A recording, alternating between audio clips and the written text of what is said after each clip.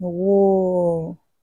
Two of coins energy is the energy of magpapakabisi nga ako para hindi ko masyadong maisip tong bagay na 'to. Iistorbohin ko yung isip ko para maiba yung aking atensyon or ma-divert yung atensyon ko 'no, sa ibang bagay. So, para kayo 'to napilit ninyong inaalis ang inyong atensyon dito sa something bothering you guys. So, let us see what that thing is and hopefully makuha natin na dito, no, yung way para maialis kayo dyan, no, dyan sa inyong um, iniisip, no, na parang nakakapagpabagabag. Yes, hindi ako nabulol dun. Nakakapagpabagabag sa inyo. Yan. Magkaiba yun sa kabag. Yes, tingin ko proud na talaga yung Filipino teacher ko sa akin. So, let us see.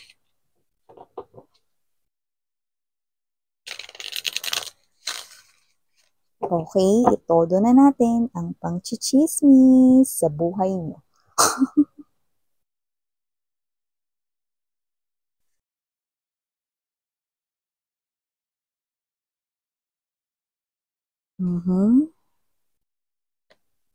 Five of Wands, Two of Wands.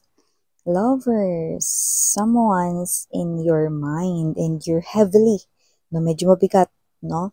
Mabigat mo siya rito, iniisip, no? Yung pag-iisip mo rito about this person here is medyo mabigat. Maybe you have a lot of differences, no? Kayong dalawa, but you drive right here, no? It looks like kahit na may mga pagkakaiba or differences kayo, may pagbubuklod rito, no? Sa inyong dalawa, no? Actually, nakikita ko rito na yung iba sa inyo, it feels like your souls, no, ay magkayakap ngayon. Pero, hindi kayo magkasama, no, ngayon. You're separated, no. Yung body ninyo ay hindi magkasama ngayon. Pero nakita ko na magkayakap ang inyong mga souls. So, that's big word, okay? And that's a vision na hindi natin pwedeng isawalang bahala or isantabi. Okay. Seven of Wands energy, no? Strength card. Paniwa. Yan, no? Bilisan mo. Yan, no? Parang meron kang sinasabi dito sa tao na to. Bilisan mo. Yan. So, we have here this. Eight of Swords in reverse position. I like it. We also have here another eight. Eight of Cups right here. Right at the center of the reading. Okay? Ten of Wands. Okay. I'm glad kasi nakikita natin dito yung specific na rason. Okay? Rason ng ano miss yan. Maya sasabihin ko sa inyo. We have here this Ace of Swords. Latag muna natin lahat mga babes, no? So, Six of Coins. Knight of Cups. Bottom of the deck, Moon card energy. Whoa! See? Three of Cups. So, you know, bago pa tayo makapagbati rito, meron na tayo agad na narinig na awitin, no? So, hanggang kailan ako maghihintay na parang ganun yung tono, no? Parang wala nang papalit sa'yo. Yan, no? So, hindi ko lang kung sino kumanta, no? Pero, yun yung narinig ko, no? So, yan. So, kung yung ibang lyrics no ay mali, pagpasensyahan nyo na lang mga babes. So, dahil hindi ako masyadong familiar dun sa song. Plus, yung narinig ko no is medyo choppy. Medyo mahina in short, no? So, ibig kasi sabihin ng mga babes, no? Pag meron tayong naririnig, no? Sometimes, okay, it's something here that's important. So, it looks like this is something here important here, no? So, parang hanggang kailan ka maghihintay, no? For this person right here, no? Kaya siguro, we have here this Seven of Wands right here and the Strength card, no? Paliwa, no? Ibig sabihin, bilisan mo lang, yan, no? Sige, bilisan mo lang. Yan, no? Parang ganun, pero parang may panggigigil.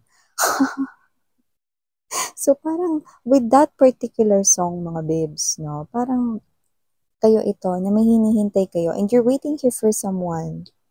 But with the Five of Wands energy, no, meron kayo ditong nilalaban ng battle sa inyong head, no, sa inyo ritong thoughts, no, na tingin ko yun yung pilit ninyong mahirap talagang kalabanin pero pilit ninyong nilalabanan, no. So parang kayo ito, no, na hinihintay ninyo ang isang person that you're separated, no, ang inyong body ay separated right now. So hindi ko alam kung nasan siyang lupalop ng earth ngayon, but this is you, no, na parang may sinasabi ka rito, I do not know, okay, kung saan nanggagaling yung ganyang klase mo rito, no, na parang urge, okay? Siguro nafe-feel mo na magkayakap ang inyong soul. Okay. So kahit hindi kayo magkasama ngayon, no, parang ikaw ito na gusto ko pa rin siyang hintayin, Miss Yan, no? Na parang kahit na pwede namang palitan ko siya, magmahal ako ulit ng iba, no? Pero hihintayin ko pa rin siya, no? So kung sino man tong energy na to, it looks like you feel that kind of urge in you na parang hindi ko siya kayang palitan, ayoko siyang palitan. Never siyang mapapalitan sa heart ko. Yan. Pero bilisan niya lang. Bilisan niya lang talaga nang gigigil ako eh. Hindi ko alam kung hanggang kailan ako maghihintay eh. Pero bilisan niyo lang talaga. Kasi kahit na love ko siya, eh, hindi ako pwedeng maghintay ng matagal. Yan, no? Siguro nafe-feel mo rin, no? Yung pagkakayakap ng inyong mga souls, medyo mahigpit, no? Sa isa't isa. So kahit na parang hindi kayo ngayon magkasama, hindi kayo ngayon nag-uusap, hindi kayo ngayon physical, no? Na nagkikita, no? You feel your person, that this person is mine, that I know that one day he or she will come back into my life, no? And with this Eight of Swords in reverse position, okay, nakita ko rito that your person here is really coming back to you because he or she also feels that urge, parehas kayo, no? Na nafe-feel niya rin marahil yung pagkakayakap dito ng inyong souls, 'di ba? So nakita ko rito mga babes, no, na kung sino man tong energy na ito yung klase ng energy OTW ng pabalik sa inyo. At kagaya ng nabanggit ko kanina, meron tayong sinabi, no, na meron ditong particular na binanggit na specific na dahilan, no? Dahilan kung bakit rito siya ay natagalan, no? Yung iba, pwedeng ito, mga babes, na meron siya ritong inasikaso, pwedeng related sa trabaho, kontrata, at medyo hindi yun pwedeng sirain na contract, maybe about work, okay? At nakita ko rito na posibleng kailangan niyang tapusin yon, no? Yung business contract, whether that's career contract, no? Sa trabaho or related sa money, okay? Pero yung iba, parang meron siya ritong dinil na ibang problema. Yan, no? So, yung iba, wala itong um, message na to. I mean, hindi ito mag-resonate. Yung sunod ko sasabihin, hindi ito mag-resonate, no, sa lahat. Pero mukhang merong isa sa inyo na posibleng meron siya ritong inasikasong annulment or divorce papers here with someone or pakikipaghiwalay ng legal, no?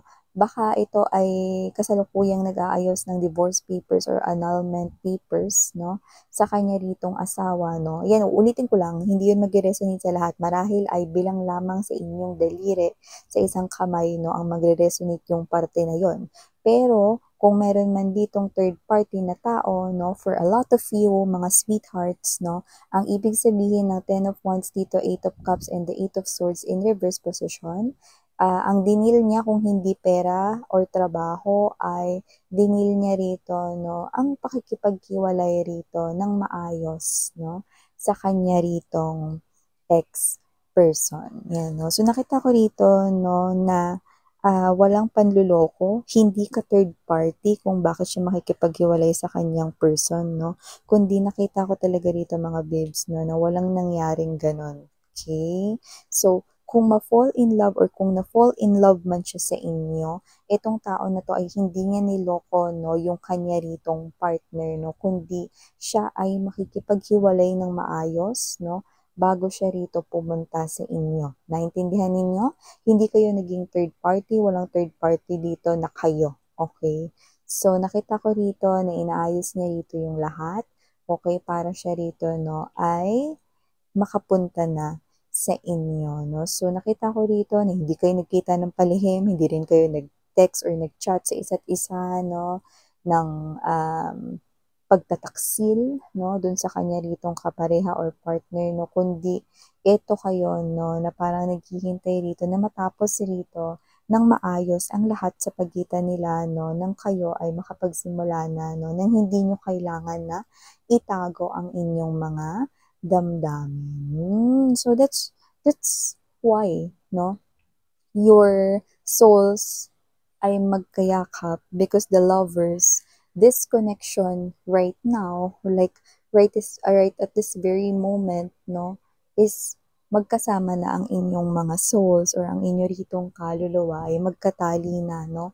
Kinakailangan na lamang ninyong magkasama physically, no? Or dito sa inyong mga body, no? To be physically together talaga, no? Like holding hands, hug, no? Or cuddle, or, just be with each other, no?